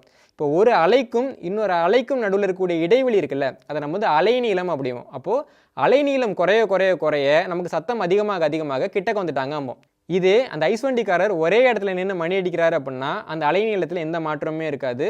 ஒருவேளை அந்த ஐஸ்வண்டிக்காரர் நம்ம தெருவை விட்டு வெளில போகிறாரு அப்படின்னா அந்த அலைநீளம் வந்து அதிகரிக்கும். அப்போ என்ன ஆகுன்னா ஒரு அலைக்கும் இன்னொரு அலைக்கும் நடுவில் இருக்கக்கூடிய இடைவெளி அதிகரிச்சுட்டே போகும். ஒரு அலை வரும், ரெண்டாவது அலை ரொம்ப நேரம் கழித்து தான் வரும். அப்போது அலைநீளத்தை வச்சு தான் நம்மளால் வந்து ஒரு பொருள் நம்மளை நோக்கி வருதா அல்லது நம்மக்கிட்டேருந்து விலகி போகுதா அப்படின்னு புரிஞ்சிக்க முடியுது. ஒலி அலைகளுக்கு, அதாவது சவுண்டுக்கு பொருந்தக்கூடிய இந்த தத்துவம் ஒலி அலைகளுக்கு, அதாவது லைட்டுக்கும் பொருந்தும் அப்படிங்கிறது தான் டாப்லர் கண்டுபிடிச்சாரு. இதன் காரணமாக ஒரு பொருள் வந்து இன்னொரு பொருளை நோக்கி வருதா இல்லையாங்கிறத அந்த பொருள்லேருந்து வரக்கூடிய மின்காந்த அலைகள் அல்லது ஒலி அலைகள் அல்லது ஒளி அலைகள் எதை வச்சு வேணாலும் நம்ம கணிச்சிட முடியும் அப்படிங்கிறது டாப்லருடைய விளைவாக இருந்தது. டாப்லர் விளைவை வச்சு ஒரு கோள் இன்னொரு கோளை நோக்கி வருதா அல்லது ஒன்றுலேருந்து ஒன்று விலகி போதா அப்படின்னு நம்ம கண்டுபிடிக்க முடியும். ஒரு கோள் வந்து இன்னொரு கோளை நோக்கி வருது அப்படின்னா அதுலேருந்து வரக்கூடிய அலைகளுக்கு நீல அலைகள் அப்படின்னும், ஒரு கோள் இன்னொரு கோள்லேருந்து விலகி போகுதுன்னா அதுலேருந்து வரக்கூடிய அலைகளுக்கு சிவப்பு அலைகள் அப்படின்னும் பெயர் வைக்கப்பட்டது. இந்த நீல அலைகள் இருக்கு இல்லையா, இந்த அலைகள் தான் வந்து அலைநீளம் குறைவான அலைகள். இந்த நீல அலைகளுடைய அலைநீளம் இன்னும் குறையிறப்போ அது வந்து காமா கதிர்களாக மாறக்கூடிய வாய்ப்பு இருக்குது. அதே மாதிரி இந்த சிவப்பு அலைகள் இருக்கு இல்லையா, இந்த அலைகள் வந்து அலைநீளம் அதிகமாக உள்ள அலைகள். இந்த அலைகளுடைய அலைநீளம் இன்னும் அதிகரிச்சிச்சுன்னா அந்த சிவப்பு அலைகள் வந்து அகச்சிவப்பு அலைகளாக மாறும். இன்னும் அதிகரிச்சது அப்படின்னா நுண்ணலைகள், அதாவது மைக்ரோவேவ்களாக மாறக்கூடிய வாய்ப்பும் இருக்குது. 1917 ஆண்டில் வெஸ்டோ ஸ்லிப்பர் அப்படிங்கிற ஒரு ஆய்வாளர் என்ன பண்ணுறாரு அப்படின்னா, அண்டத்தில் இருக்கக்கூடிய பொருட்களுக்கும் கோள்களுக்கும் நடுவில் இருக்க தூரம் என்ன, அது எப்படி நகருது, அதுலேருந்து வரக்கூடிய அலைகள் என்ன மாதிரியான அலைகளாக இருக்குது அப்படின்னு ஆய்வு பண்ணுறாரு. அப்படி ஆய்வு பண்ணுறப்போ அண்டம் வந்து சமநிலையாக இருக்குது அப்படின்னா சில கோள்கள் வந்து சிவப்பு அலைகளை வெளியிடணும், சில கோள்கள் வந்து நீல அலைகளை வெளியிடணும். அதாவது ஒன்று விலகி போகணும், இன்னொன்று கிட்டக்க வரணும். அப்போ தான் அண்டம் சமநிலையில் இருக்குன்னு அர்த்தம். ஒருவேளை அனைத்து கோள்களுமே நீல அலைகளை வெளியிட்டது அப்படின்னா அனைத்து கோள்களும் ஒரே இடத்த நோக்கி வருது அப்படின்னு அர்த்தம். அனைத்து கோள்களுமே சிவப்பு அலைகளை வெளியிட்டது அப்படின்னா அனைத்துமே விலகி போகின்றனங்கிறது அர்த்தம். வெஸ்டோ ஸ்லிப்பர் இந்த ஆய்வை செய்கிறப்போ பிரபஞ்சத்தில் இருக்கக்கூடிய பெரும்பாலான பொருட்கள், அதாவது அனைத்து பொருட்களுமே வந்து சிவப்பு அலைகளை தான் வெளியிடுகின்றன அப்படின்னு கண்டுபிடிச்சாரு. இதை ரெட் ஷிஃப்ட் அப்படின்னு ஆங்கிலத்தில் சொல்லுவாங்க. இதன் மூலமாக அண்டத்தில் இருக்கக்கூடிய அனைத்து பொருட்களும் அண்டத்தை விட்டு வெகு வேகமாக விலகி போகின்றன அப்படிங்கிற ஒரு உண்மை உலகத்துக்கு கிடைத்தது. இதற்கு அடுத்து 1919 மற்றும் 20வது ஆண்டுகளில் எட்மண்ட் ஹப்பிள் அப்படிங்கிற ஒரு விஞ்ஞானி வானிலிருந்து எடுக்கப்பட்ட நகர்வுகள் பற்றின அனைத்து தரவுகளையும் கொண்டு பிரபஞ்சத்தில் இருக்கக்கூடிய அனைத்து பொருட்களுமே விலகி தான் போகுது, எவ்வளவு விலகி இருக்கோ அந்த அளவுக்கு வேகம் அதிகரித்து பிரபஞ்சத்தை விட்டு அது வேகமாக வெளில போகுது அப்படிங்கிற ஒரு தகவலை உலகத்துக்கு கொடுத்தாரு. இந்த தகவல் வந்து ஹப்பிள் விதிகள் அப்படின்னு அழைக்கப்படுது. இப்படி பல்வேறு அறிவியல் ஆய்வுகளும் முடிவில் என்ன சொல்லுது அப்படின்னா, பிரபஞ்சம்ங்கிறது விரிவடைஞ்சிக்கிட்டே போகுது, பிரபஞ்சம்ங்கிறது அழிவை நோக்கி போகுது, பிரபஞ்சம்ங்கிறது நிலையில்லாதது அப்படின்னு சொல்லுது. ஆனால் எவ்வளவு அறிவியல் ஆய்வுகள் வந்தாலும் கூட ஐன்ஸ்டீன் வந்து இது அனைத்தையுமே ஏற்றுக்கிறதுக்கு தயாராக இல்லை. அவர் இன்னமும் நியூட்டன் பக்கம் தான் நின்றுக்கிட்டு இருக்காரு. ஒரு பக்கம் பிரபஞ்சம் விரிவடையுது அப்படின்னு சொல்லக்கூடியவர்கள் அதற்கான கருத்தியலையும் மாதிரியையும் தொடர்ந்து உருவாக்கிக்கிட்டே இருந்தாங்க. அப்போது பிரபஞ்சம் வந்து அழிவில்லாதது, அதில் மாற்றமே இல்லைன்னு சொல்லக்கூடியவர்களும் தங்களுக்கான ஒரு மாதிரியை உருவாக்க வேண்டிய தேவை வந்தது. அப்படிப்பட்ட ஒரு மாதிரியை உருவாக்கக்கூடிய பணிகளை வந்து ஐன்ஸ்டீன் 1931வது ஆண்டிலேயே மேற்கொண்டார் அப்படிங்கிறதுக்கான ஆதாரங்கள் இருக்குது. ஆனால் அப்படி ஒரு மாதிரி ஐன்ஸ்டீன் வந்து வெளியிடலை அப்படிங்கிறது தான் உண்மை. ஒரு பக்கம் பிரபஞ்சம்ங்கிறது உப்பிக்கிட்டே போகுது, விரிவடைஞ்சிக்கிட்டே போகுது அப்படின்னு சொல்லக்கூடிய பக்கத்தில் நிறைய ஆய்வாளர்கள் சேர்ந்துக்கிட்டே இருந்தாங்க. அவங்களுக்கான ஆய்வுகளும் சேர்ந்துக்கிட்டே இருந்தது. அவங்க எல்லாம் சேர்ந்து பிரபஞ்சம் விரிவடைகிறது அப்படின்னு ஒரு மாதிரியையும் முன் வச்சாங்க. இந்த பக்கம் பிரபஞ்சம் நிலையானது அப்படின்னு சொல்லக்கூடியவர்களுக்கு அதற்கான ஒரு மாதிரியும் ஒரு கருதுகோளும் தேவைப்பட்டது. அப்படி ஒரு கருதுகோளை பற்றி 1931வது ஆண்டிலேயே ஐன்ஸ்டீன் எழுதியிருந்தாலும் அந்த கருதுகோளுக்கான மாதிரியை அவர் வெளியிடலை. இந்த சூழ்நிலையில் பிரபஞ்சம்ங்கிறது நிலையாக இருக்குது அப்படின்னு சொல்லக்கூடிய 3 நபர்கள் ஒன்றா சேர்ந்து 2 ஆய்வுக்கட்டுரைகள் எழுதினாங்க.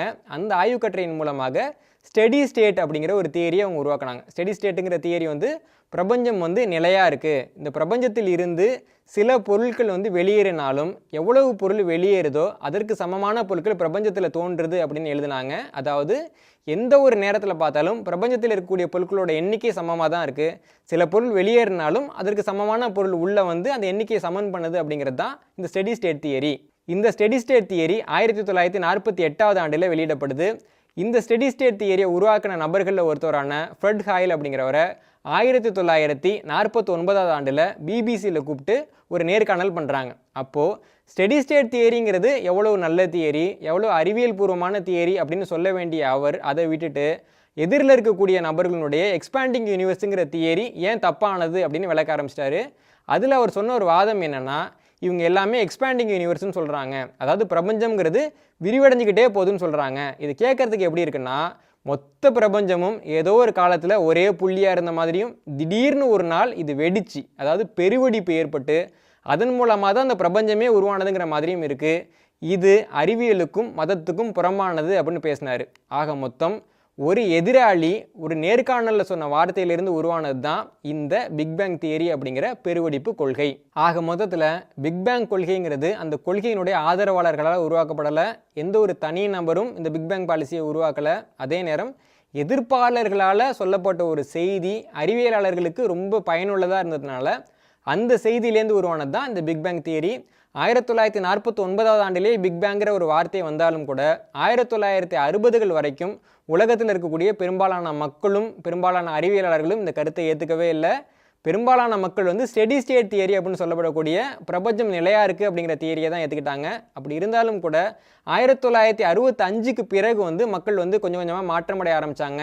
1980 ஆண்டில் ஸ்டெடி ஸ்டேட் தியரியை யாருமே ஏற்றுக்கல, எல்லாருமே பிக்பேங் தியரி பக்கம் வந்துட்டாங்க. அதற்கு காரணமாக இருந்த சம்பவம் என்னங்கிறதையும் பெருவெடிப்பு கொள்கை தமிழர்களுடைய இலக்கியங்களில் எங்கே இடம்பெற்றிருந்தது அப்படிங்கிறத பற்றியும் அடுத்த பகுதியில் பார்க்கலாம். பெருவெடிப்பு அப்படிங்கிற கொள்கை வந்து எந்த ஒரு குறிப்பிட்ட ஆய்வாளராலையும் உருவாக்கப்பட்ட கொள்கை கிடையாது அப்படின்னும், பெருவெடிப்பு கொள்கைக்கு பெருவெடிப்பு கொள்கைன்னு பேர் வச்சதே அந்த கொள்கையை ஏற்றுக்காதவங்க அப்படின்னு பார்த்தோம். இன்னொரு பக்கம் பெருவெடிப்பு கொள்கைங்கிற இந்த கொள்கையை நிரூபித்ததும் பெருவெடிப்பு கொள்கையோட தொடர்பே இல்லாத ஒரு ஆய்வு தான். அது என்ன ஆய்வு அப்படின்னு பார்ப்போம். 1965 ஆண்டில் அர்னோ ஃபென்சியாசிஸ், ராபர்ட் வில்சன் அப்படிங்கிற 2 அறிவியலாளர்கள் வந்து வான்வெளி ஆராய்ச்சியில் ஈடுபட்டிருந்தாங்க.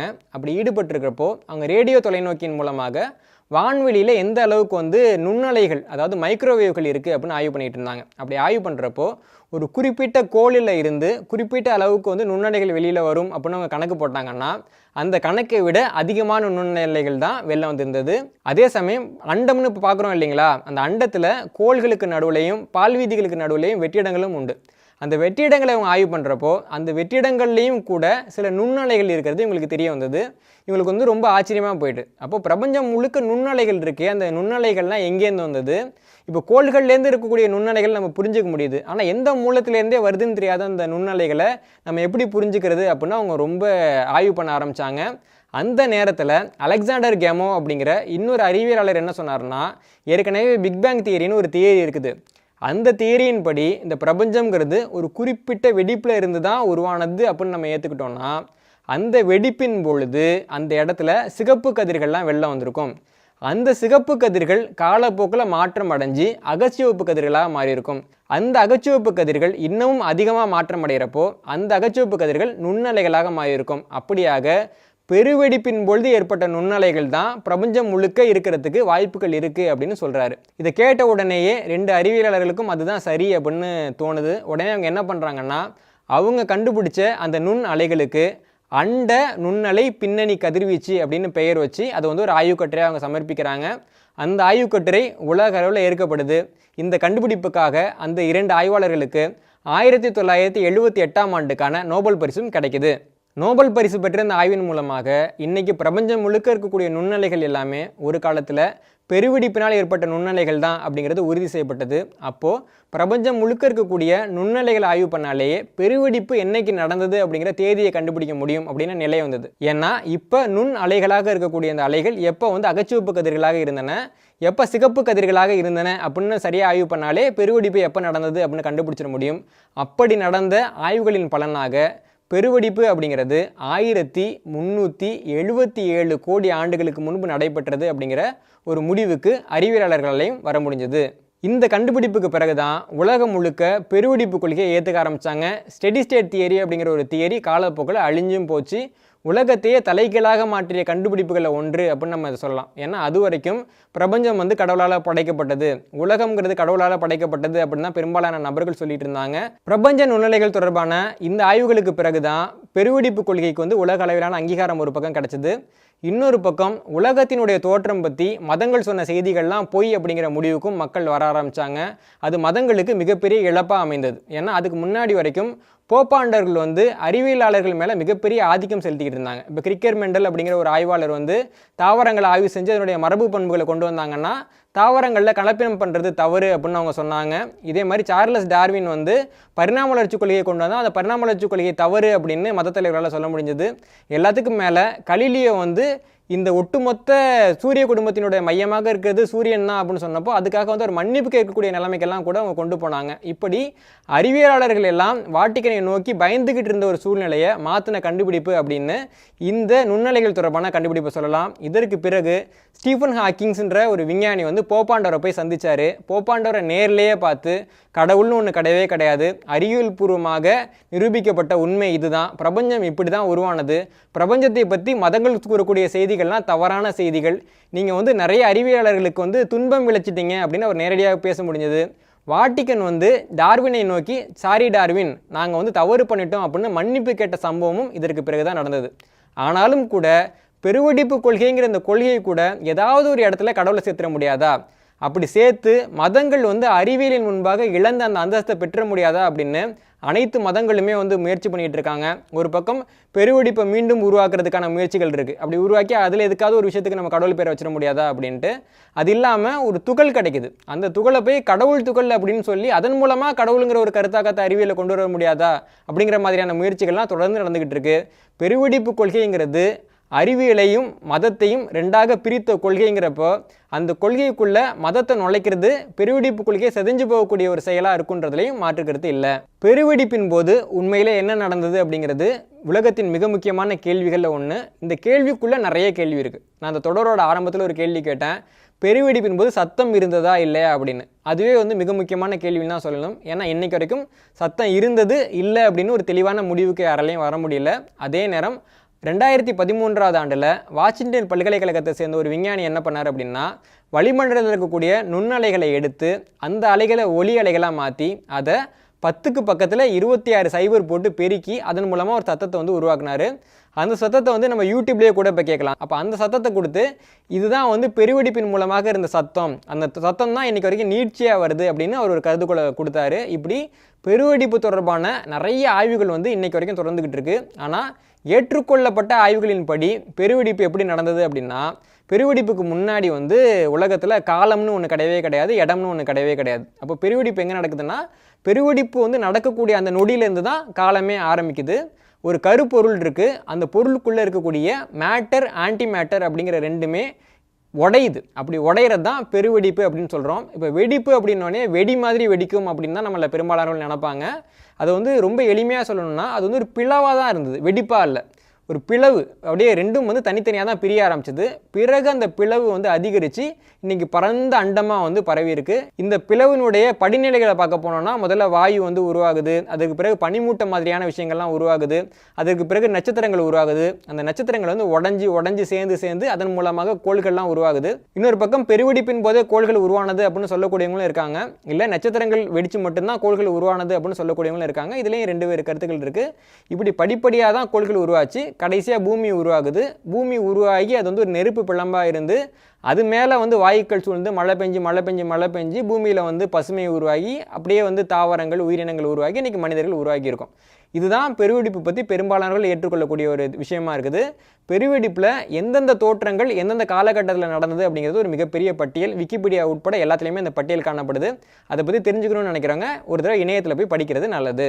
தொடரோட நிறைவு பகுதியில் இருக்கிறோம். பெருவெடிப்புக்கும் தமிழ் இலக்கியத்துக்கும் என்ன சம்பந்தம் அப்படிங்கிறது தான் நம்ம இங்கே பார்க்க போகிறோம். சங்க இலக்கிய நூல்களில் ரொம்ப காலத்தால் பிற்பட்ட நூல் அப்படின்னு பரிபாடலை சொல்லலாம். ஏன்னா சங்க இலக்கிய நூல்கள் பார்த்திங்கன்னா பொதுவாக அதிகமாக கடவுள் நம்பிக்கையை பற்றி காணப்படாது, மத நம்பிக்கைகளும் இருக்காது. ஆனால் பரிபாடலில் வந்து அந்த ரெண்டுமே அதிகமாக இருக்கும். ஆக மொத்தம் இயற்கையை ஒரு அடிப்படையாக கொண்ட தமிழக மக்கள் மதத்தையும் கடவுளையும் அடிப்படையாக கொண்ட மக்களாக மாறிய காலகட்டத்தில் எழுதப்பட்ட நூல் அப்படின்னு நம்ம பரிபாடலில் சொல்லலாம். இன்னொரு பக்கம் தமிழர்கள் வந்து அறிவியல் பார்வையிலேருந்து விலகி மத பார்வைக்குள்ளே வந்தப்போ உருவான நூல் அப்படின்னு நம்ம பரிபாடலில் சொல்லலாம். இந்த பரிபாடலில் தமிழர்களுடைய அறிவியல் இருந்தது இல்லையா, அந்த அறிவியல் வந்து மதமாக மாற்றக்கூடிய நிறைய முயற்சிகள் இருக்குது. அதே நேரம் அப்படி அறிவியல்லாம் இருந்தது அப்படிங்கிறதுக்கான ஒரு இறுதி சாட்சியமாகவும் இந்த பரிபாடல் தான் இருக்குது. பரிபாடலில் வரக்கூடிய 2வது பாடல் வந்து பிரபஞ்சம் எப்படி உருவானது, பெருவெடிப்பு எப்படி நிகழ்ந்தது அப்படின்னு மக்களுக்கு விளக்கக்கூடிய ஒரு மிக முக்கியமான பாடலாக இருக்குது. இந்த பாடலினுடைய கருத்துக்கள் என்னென்ன அப்படின்னு பார்க்க போனால், இந்த பிரபஞ்சத்தில் சூரியனும் நிலவும் இல்லாத ஒரு காலம் இருந்தது அப்படின்னு இது சொல்லுது. தொன்முறை இயற்கையின் மதி அப்படின்னு தொடங்கக்கூடிய இந்த பரிபாடலில் பெருவெடிப்பு கொள்கை தொடர்பான, அண்டத்தின் தோற்றம் தொடர்பான நிறைய செய்திகள் காணப்படுது. இது என்ன சொல்லுது அப்படின்னா, இந்த அண்டத்தில் சூரியனும் நிலவும் இல்லாத ஒரு காலம் இருந்தது. அந்த காலகட்டத்தில் ஒரு கரு வந்து இந்த அண்டத்தில் ஓசையோடு தோன்றியது. அதற்கு பிறகு தான் வந்து காற்று வந்தது, நட்சத்திரங்கள் வந்தன. அந்த நட்சத்திரங்கள் வந்து வெடித்து ஒன்றோடு ஒன்று சேர்ந்து நிறைய கோள்கள்லாம் உருவாச்சு. அதற்கு பிறகு கடைசியாக பூமி வெப்பமாக தோன்றுச்சு. பிறகு அதிக மழை பெஞ்சு பூமி குளிர்ந்து அதற்கு பிறகுதான் உயிரினங்கள் எல்லாம் தோன்றின அப்படின்னு சொல்லுது இந்த பரிபாடல். இந்த பாடலை பற்றி கேட்கக்கூடிய நிறைய பேருக்கு இது நம்புறதுக்கே கடினமாக இருக்கலாம். இப்படி ஒரு பாடல் இல்லை அப்படின்னு சில பேர் சொல்லலாம். இந்த பாடலுக்கான விரிவுரை வந்து தவறாக சொல்லிட்டீங்க அப்படின்னு சில பேர் சொல்லலாம். அப்படி யாருக்காவது சந்தேகம் இருந்ததுன்னா தமிழ்நாட்டினுடைய பாடநூல் கழகம் வெளியிட்டுள்ள 10ஆம் வகுப்பு தமிழ் பாட புத்தகத்தில் பார்த்தீங்கன்னா இந்த பாடலும் இந்த பாடலுக்கான விளக்கமும் முழுசாக கொடுத்துருக்காங்க. இந்த விளக்கத்தை இதுவரைக்கும் யாரும் மறுத்தது இல்லை. இந்த பரிபாடலில் நம்ம ரொம்ப உன்னிப்பாக கவனிக்க வேண்டிய இடம் என்ன அப்படின்னா, கரு தோன்றிய அந்த அண்டம் எப்படி இருந்தது அப்படின்னு சொல்கிறப்போ வளர்வானம் அப்படிங்கிற வார்த்தையை பரிபாடல் பயன்படுத்துது. வளர்வானம் அப்படிங்கிற வார்த்தையை பார்த்தீங்கன்னா வினைத்தொகை, அதாவது வந்து வளர்ந்த வானம், வளர்கின்ற வானம், வளரப்போகின்ற வானம் அப்படின்னு 3க்குமே அது பொருந்தும். வளர்வானம் அப்படிங்கிற அந்த சொல்லை நம்ம அப்படியே ஆங்கிலத்துக்கு வந்து மொழிபெயர்த்தோம்னா எக்ஸ்பேண்டிங் யூனிவர்ஸ் அப்படின்றது கிடைக்கும். அதாவது 1921 ஆண்டில் ஃப்ரீட்மேன் வந்து எந்த எக்ஸ்பேண்டிங் யூனிவர்ஸ் கான்செப்டை சொன்னாரோ அந்த எக்ஸ்பேண்டிங் யூனிவர்ஸுங்கிற கான்செப்டை பற்றி பரிபாடலில் வளர்வானம் அப்படின்னு ஒரு செய்தி இடம்பெற்று இருக்குது. அதே மாதிரி பிரபஞ்சம் உருவானப்போ அதில் வந்து சத்தம் ஏற்பட்டதா இல்லையாங்கிற கேள்விக்கான பதிலையும் இந்த பரிபாடல் கொடுக்குது. இதில் வளர்வானத்து இசையில் தோன்றி அப்படின்னு இருக்கிறது. பிரபஞ்சம் உருவான பொழுது அங்கே வந்து இசை இருந்தது அப்படின்னு சொல்லக்கூடிய செய்தியாக இருக்குது. இப்போ நம்ம எல்லாருக்குமே என்ன சந்தேகம்னா, அங்கே இருந்தது சத்தமா அப்படிங்கிறது ஒரு சந்தேகம், வெடிச்சிச்சா அப்படிங்கிறது ஒரு சந்தேகம். வெடிக்கலை, ஆனால் ஓசை இருந்தது. அந்த ஓசையும் ஒரு இசைக்கு உட்பட்ட ஓசையாக, ஒரு ஒழுங்கமைந்த ஓசையாக இருந்தது அப்படிங்கிற செய்தியையும் பரிபாடல் நமக்கு கொடுக்குது. பரிபாடல் மட்டும்தான் பிரபஞ்சம் பற்றி பேசின முதல் நூலா அப்படின்னு பார்க்க போனால் கிடையாது. பரிபாடல் இல்லாமல் புறநானூறுலையும் நெடுநல்வாடையிலையும் கூட பிரபஞ்சம் பற்றின குறிப்புகள் காணப்படுது. உதாரணமாக சொல்லணும்னா இந்த 2 நூல்கள்லையுமே வீங்கு செலல் மண்டிலம் அப்படின்னு சூரிய மண்டலம் குறிக்கப்படுது. வீங்கு செலல் மண்டிலம் அப்படின்னா அது வந்து உப்பிக்கிட்டே போகக்கூடிய ஒரு மண்டலம் அப்படின்னு அர்த்தம். அதாவது 1931 ஆண்டில் ஃபாதர் லெமாத்ரே வந்து சொன்னார் இல்லைங்களா, உப்பர் கொள்கை அப்படின்னு, உப்பிக்கிட்டே போகுது அப்படின்னு. அந்த உப்பல் கொள்கையை ஏற்றுக்கிட்ட ஒரு விஷயமா தான் இதை நம்ம பார்க்கணும். ஆனால் லெமாத்ரே சொன்னது என்னன்னா, பிரபஞ்சம் முழுக்க உப்பிக்கிட்டே போகுது அப்படின்னு அவர் சொன்னார். ஆனால் சங்க இலக்கியங்கள் வந்து சூரிய குடும்பம் உப்பிக்கிட்டே போகுதுன்னு சொல்லுது. அது மட்டும்தான் இங்கே வேறுபாடு. தமிழர்களை பொறுத்த வரைக்கும் தமிழ் இலக்கியங்களை படிக்கக்கூடியவங்க ஒரு தனி கூட்டமாக இருக்கிறாங்க. அதே நேரம் அறிவியலை படிக்கக்கூடியவங்க ஒரு தனி கூட்டமாக இருக்காங்க. அதன் காரணமாகத்தான் தமிழ் இலக்கியங்களில் காணப்படக்கூடிய அறிவியல் செய்திகள் தொடர்பான தகவல்கள் வந்து பொதுமக்களுக்கு போய் சேர்றதுல ஒரு மிகப்பெரிய தாமதம் ஏற்படுது. இன்னொரு பக்கம் அறிவியலோட வரலாறு அப்படிங்கிறது முழுக்க முழுக்க ஐரோப்பாவை சார்ந்த வரலாறாகவே இருக்குது. ஐரோப்பாவில் ஒரு விஷயம் கண்டுபிடிச்சா தான் கண்டுபிடிச்சிட்டாங்க அப்படின்னு எழுதுறாங்க. அதே நேரம் தமிழர்களும் அந்த வரலாறு அப்படியே ஏற்றுக்கிறாங்க அப்படிங்கிறதும் ஒரு பெரிய பின்னடைவாக இருக்குது. ஒரு அறிவியல் கண்டுபிடிப்பு வர்றப்போ அந்த கண்டுபிடிப்பு ஏற்கனவே தமிழ் இலக்கியங்களில் இருந்ததுன்னா அதை விலைக்கு நாங்கள் உங்களுக்கு முன்னாடியே கண்டுபிடிச்சிருக்கோம் அப்படின்னு சொல்லக்கூடிய ஒரு கடமை வந்து தமிழர்களுக்கு எப்பயுமே இருக்குது. ஆனால் அந்த கடமையை வந்து தமிழர்கள் எப்பயும் பண்ணுறது கிடையாது.